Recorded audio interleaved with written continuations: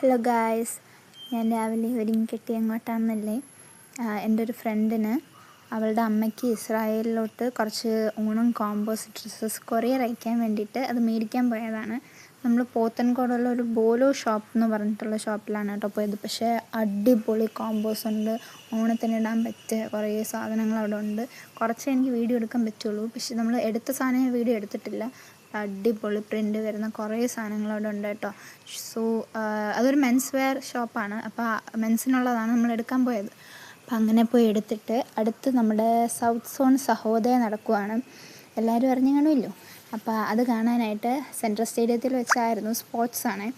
So central സ്റ്റേഡിയത്തിൽ പോകണമായിരുന്നു, but നമ്മൾ പോയത് ചന്ദ്രശേഖർ നായർ സ്റ്റേഡിയത്തിലാണ്.